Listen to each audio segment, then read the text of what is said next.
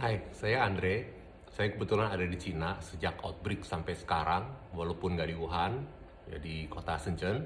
Sekarang Cina udah bisa dikatakan back to normal.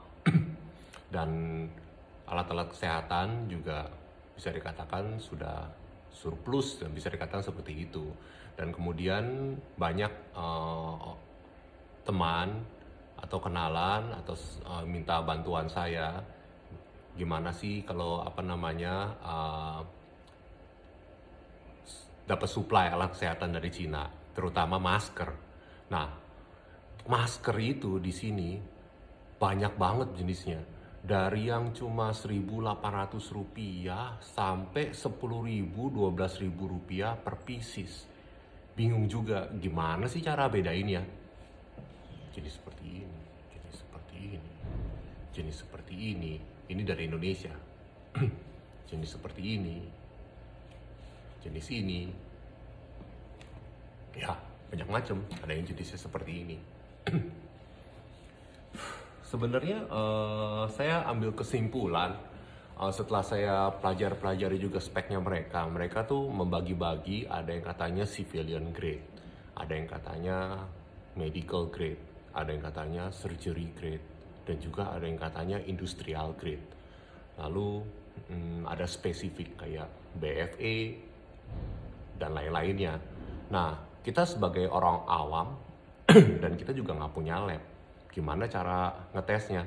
Jadi saya ambil kesimpulan seperti ini, seperti info dari para ahli kedokteran. Mereka sampai sekarang masih percaya bahwa COVID itu tidak airborne, tidak airborne. Walaupun ada beberapa orang yang bilang itu tuh airborne. Jadi kalau kita beranggapan bahwa COVID itu tidak airborne, jadi kita cuma hanya beranggapan untuk civilian itu sebenarnya waterproofing sudah cukup. Jadi kalau punya teman yang kalau ngomong ludahnya sering muncrat-muncrat, nah itu hati-hati. Jadi kalau dia tidak airborne, berarti perpindahan virus itu melalui ingus, ludah, jigong, iler, seperti itu kan. Jadi kalau memang untuk jalan-jalan di luar social distancing, saya rasa masker yang waterproofing udah bagus. Jadi gimana? Harusnya masker ini paling murah banget dan saya ngelihat juga tipis dan jelek. Tapi gimana pun juga kita tes di waterproofingnya. Kalau kita kasih air di bagian atas, apakah dia tembus di bawah? Kita kasih di bawah, apa dia tembus di atas? Tembusnya itu tidak tembus netes-netes, tapi kita lihat kalau kita tetesin air di sini, apakah dia akan menimbulkan bercak di sini? Jadi kayak gini, ada air, kita tuang.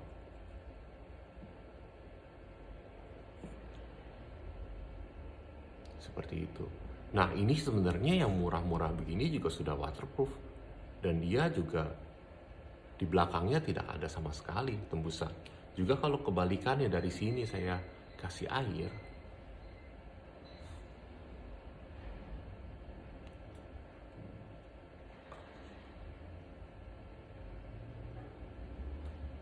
di sininya juga tidak ada bekas. Tapi saya udah tes ini kalau saya taruh di atas meja yang basah gitu. Dia tuh kalau yang jelek itu emang sekitar 1 jam gitu ya. Airnya meresap ke atas. Tapi kalau yang bagus-bagus itu dia bisa 3 jam atau 4 jam. Nah, sebenarnya saya pikir ini udah better than nothing. Kalau saya lihat juga dari pengalaman orang-orang di luar negeri atau di tempat lain juga, kalau nggak ada masker, memang masker ini susah sekali ditemukan. Ya kita bisa pakai sapu tangan, dalamnya dikasih tisu, lalu setelah itu setiap 3 jam atau setiap 4 jam dilepas, ganti lagi yang baru, sapu tangan baru, jadi bawa 2. Yang bekasnya ditaruh kantong plastik, nanti sampai rumah dicuci, besok dipakai lagi. Itu udah better than nothing. Nah, kalau ada masker ya lebih bagus karena ini waterproofing. Jadi kalau civilian grade itu saya rasa waterproofing aja sudah cukup.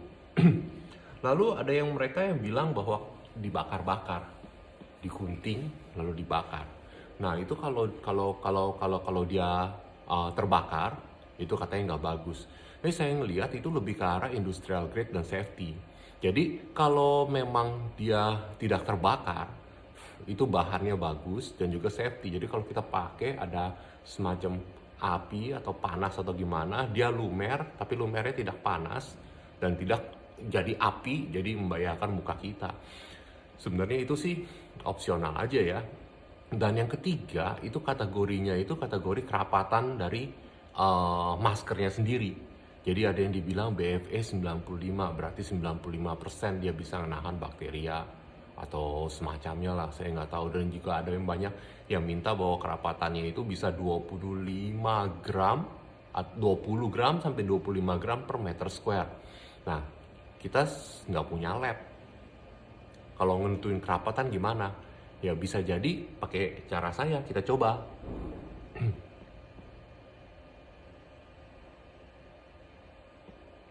Ini masker.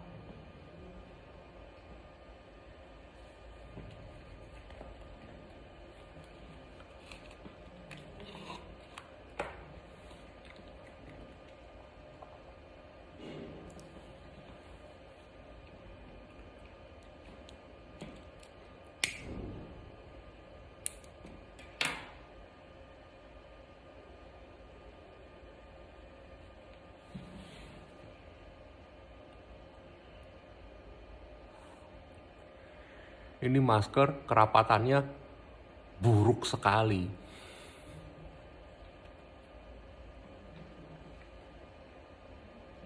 Terus saya coba ini.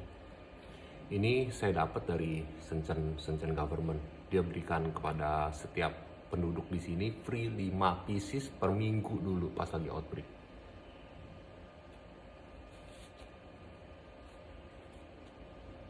Kebalik saya pakainya. Yang kerasnya di atas.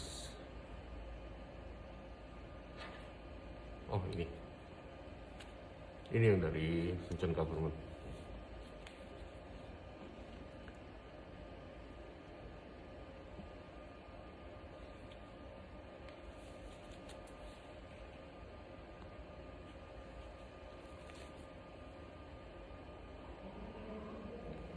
Ini kerapatannya bagus sekali.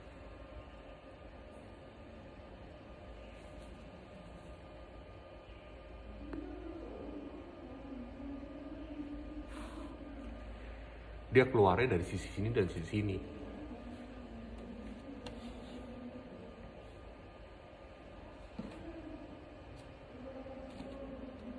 Kalau ini sensi dari Indonesia.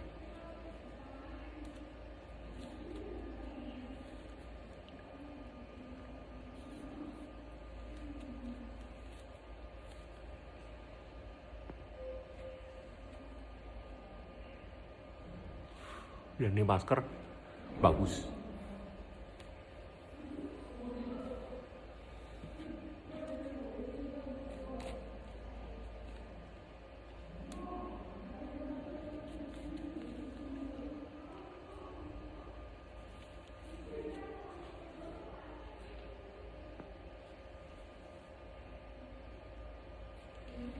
Ini juga cukup bagus.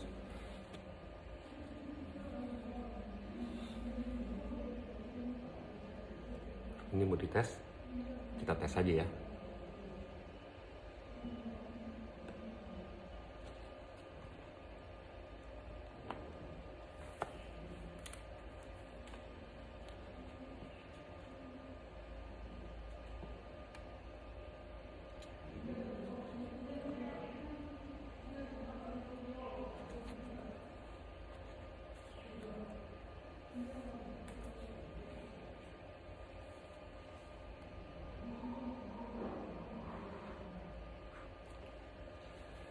Ini sangat bagus sekali, nggak keluar sama sekali,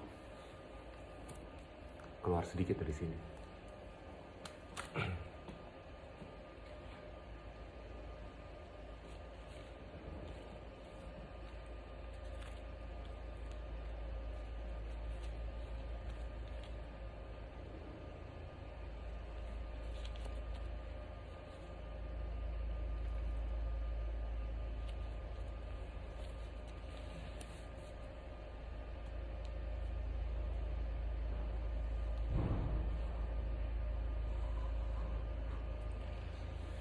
Ini nggak gitu bagus.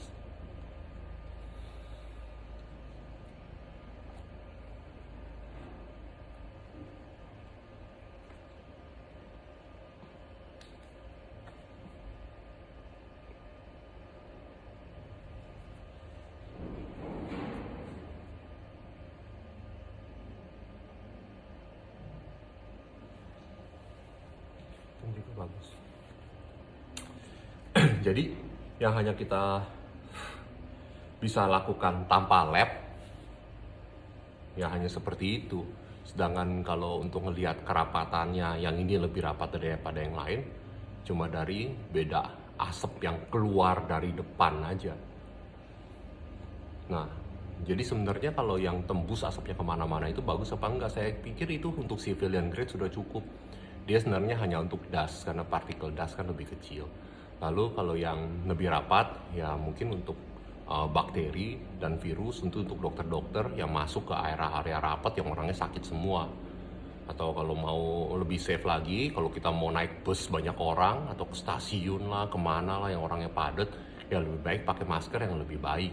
Tapi kalau hanya untuk jalan-jalan lah, ngiterin kompleks pagi-pagi untuk olahraga, atau untuk social distancing yang kita beli di supermarketnya juga nggak banyak orang, saya rasa yang civilian grade sudah cukup.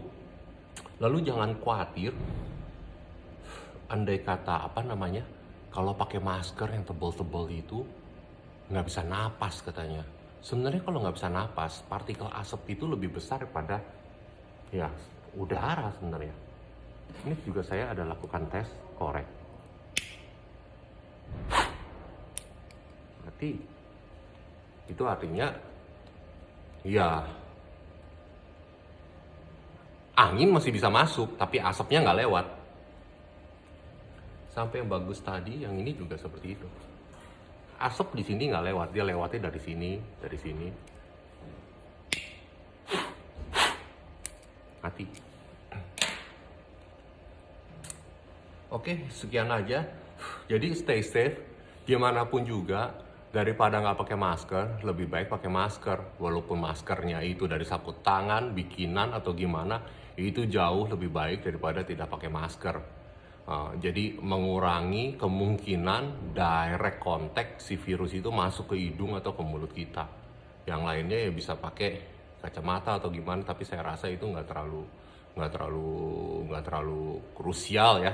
Lebih baik kita mengutamakan peralatan-peralatan yang kayak kacamata penutup seperti itu untuk ke petugas kesehatan yang udah pasti dia berkontak langsung dengan orang-orang yang sakit dengan jumlah yang banyak. Oke, sekian aja, semoga ngebantu. Thank you, see you again.